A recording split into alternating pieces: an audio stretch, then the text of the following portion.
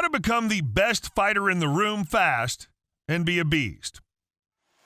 There could be many reasons why people want to become the best fighter. You could be there because you want to know how to fight or fell in love with the classic Bruce Lee movies. But the dreams you chase hold a small portion of your future fighter. It only depends on hard work and dedication. Today, we'll be talking about the things that you need to pull on if you want to be the beast fighter in the room. Up your conditioning. If you're here to become the best, I guess you're already taking up martial arts classes because they'll carry you out in your career. I'll tell you a little bit about effective martial arts and more like how to become the fastest beast. The martial arts that'll help you the most are Muay Thai, Brazilian Jiu-Jitsu, Taekwondo, etc. But there's something that you need to consider at the very first. The traditional fighting styles are most likely focused on forms. They're all about preserving history and less about sparring or how to survive. No, I'm not saying these styles are bad. They're actually really good if you want to stay healthy and have positive and mental well-being. If you want longevity, they are the ones you should aim for. At first, you should focus on exercising, and only exercising. Best techniques to use in the room. If you want to use dirty and deadly tactics to become the best, then you should follow the upcoming techniques. Eye gouge. If you want to be a beast, then you can avoid this. But if you're on the verge of losing in a street fight, this is the only move that will help you save your life. But know that with this move, you can seriously hurt your opponent. Throat punch. Here's another deadly, dirty move that can even kill your opponent. With a good punch, you can crush the windpipe, and with a modest punch, you can throw them off balance. But be serious about using it because it's no joke. Stomp to the groin or knees. I don't even need to tell anything about this move because you either go for a stomp to the groin or the knee, and the opponent is done from the suffering you caused. Best techniques to use in the ring. Now the aforementioned steps may be deadly and useful in a real street fight. The thing is that they're illegal in an arena. When you're in the ring, you must follow some rules, and that you won't cause any unrecoverable injury.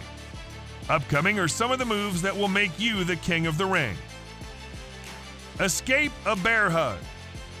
When your opponent jumps on you from behind with a deadly bear hug with his hands on your neck, you'd be messed up before you even notice. So spend time defending against it and also train yourself to do that. Even the greatest MMA fighters struggle against the chokes and bear hugs. Elbow strikes to the head. Have you seen the clip where Khabib is punishing his opponent with his furious punches directly to the head? Well, this may not be necessary for a sparring session or a real fight.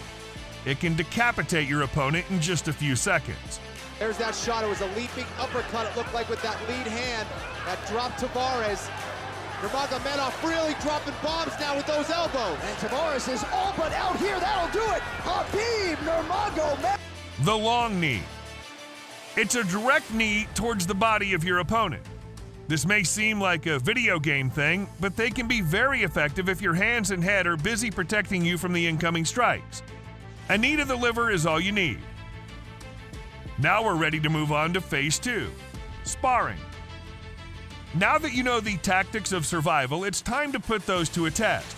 I would suggest going for the real fight and not sparring, but the thing is that if you were to do that more frequently, you might suffer from a serious injury. Most of the greatest fighters you would come across have suffered from a serious injury, even if they've won. That's the reason why next up you should aim for is sparring. They might not be fully efficacious like the real fights, but they'll show you the things like the range of your strikes and kicks, and most importantly, your endurance. In the training, you would have trained your mind, but not your body. When you get against somebody, your chest will be bursting up. This is a sign that your body is out of shape.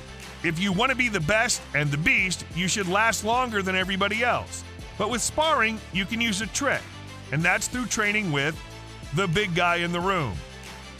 When you're sparring with your fellows, make sure to find the big guy in the room. Just go out there and find the beast of the sparring session that nobody wants. Make sure to partner with him. There's no shame in getting slammed by the guy. In fact, this is the fastest way of becoming the best. If he can beat you, there's no way you'll stand in a real fight. If you were to go against the guys that you know you can beat, there's no fun in it. Plus, you'll not experience something new, which indirectly means you won't become the best that you want to be. Stretch yourself out and make sure to beat him. I'm not saying to become his enemy, but be his friend and partner so that he'll help you push yourself. Imagine the day when the beast gets tired in front of you. That will surely help you become the best of all.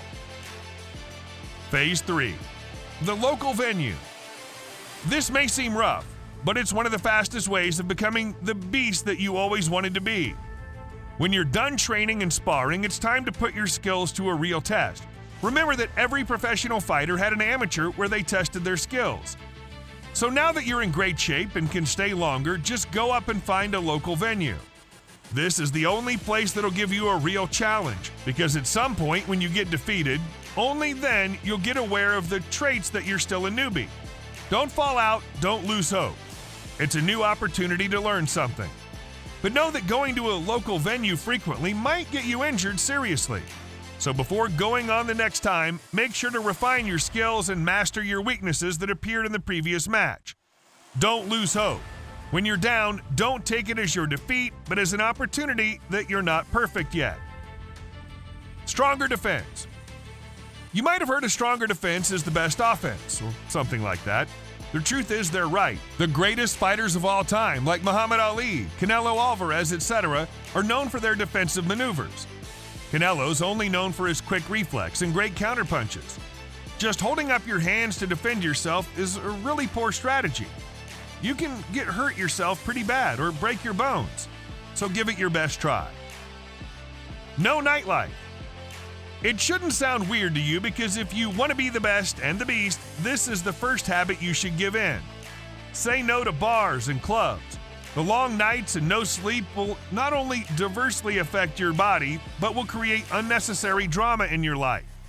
And believe me, drama is something you should avoid because it will consume your power and time. So from now on, no such thing as nightlife. When Muhammad Ali, the greatest boxer of all time, was asked what his key to success was, the only thing he talked about is giving up the nightlife. He said that the training part is the easiest. The hardest one is when you get into your bed alone at 10 p.m. You're giving up on girls, drinks, and so much fun. According to him, you gave it up. There will be no stopping you. Yeah, what's the central part of your training? Is it running? Is it sparring? Or? It's dodging the nightclubs and the parties and the girls. You want the truth? And being in the bed by yourself at 9 o'clock at night. Determination is what will make you the beast in the room.